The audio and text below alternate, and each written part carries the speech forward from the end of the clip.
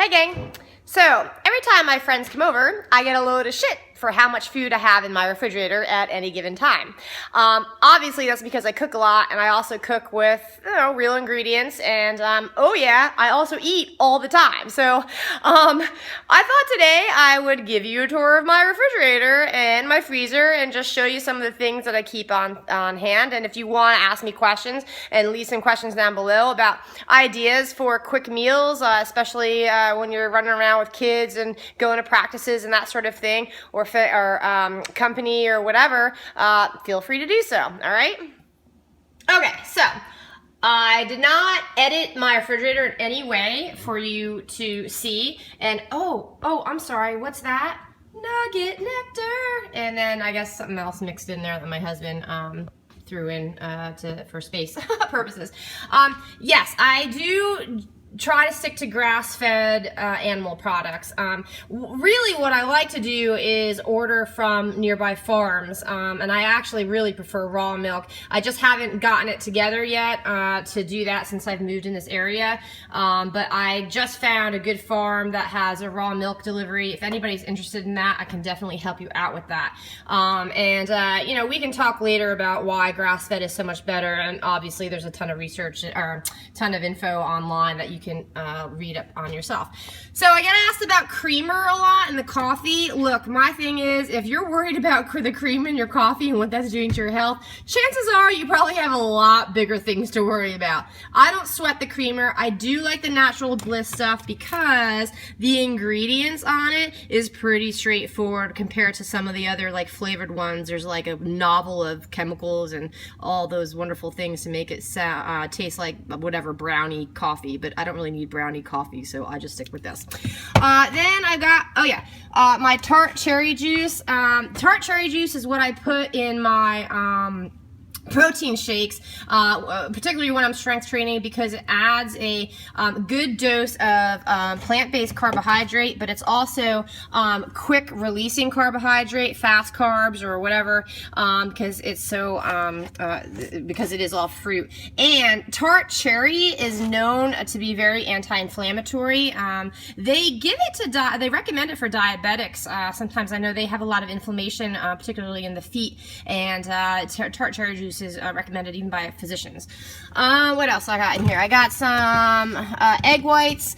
I know that when I get clients and I put them on a diet plan or a program, especially if it's weight loss or performance, I ask them to use a lot of egg white, and then of course they're upset because they don't want to waste the yolk, so this obviously is a good option for that. Orange juice, that's mainly for my son. He refuses to drink milk, which is fine, but I got to get vitamin D in him somehow, so that's some vitamin D calcium fortified milk. So I got eggs in here. Again, I really prefer to buy those locally from a farmer, and eventually I'm going to get on the ball with that and start buying eggs. But I do like to throw in a whole egg with my egg whites, because there's about 5 grams of fat in an egg yolk, and 5 to 6 grams of protein, so it's almost a 1-to-1 ratio of protein to fat. So if I need mostly protein, but I also need a little fat for breakfast, I'll do my egg whites, and then I'll throw a whole egg in there because egg yolk is delicious. That's more egg white. These are actually fermented pickles. We talked recently about digestive health and ways that you can promote that good gut bacteria. I found out that Wegmans sells real fermented pickles, and they're delicious. I mean, they're just kind of like sour pickles.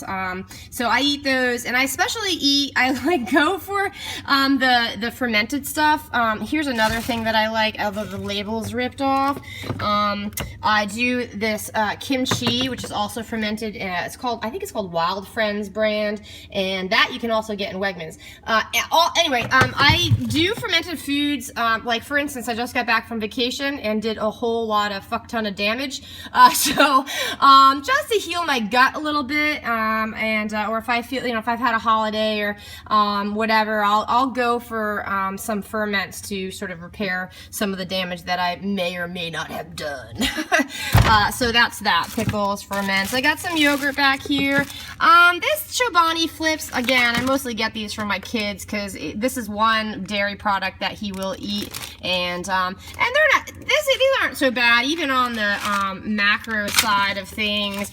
They're not as bad as some things, and you know, there's a lot in the ingredients list because of the mix-ins that they have, but you know, there's worse things out there. I'm all right.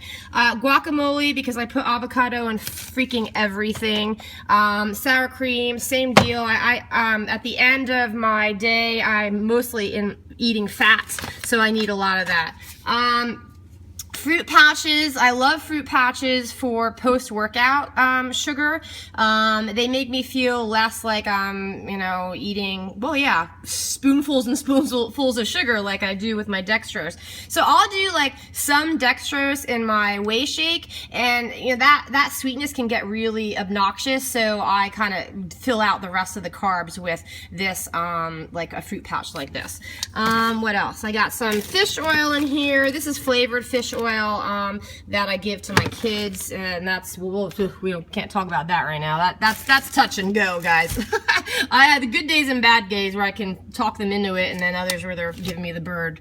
Lots of fruit here. Again, I like to do plant-based carbs in the beginning of my day, and before, like a little further away from my workout, and then of course toward the end of my day I have fewer carbs to eat, so a little fruit is usually answers to that.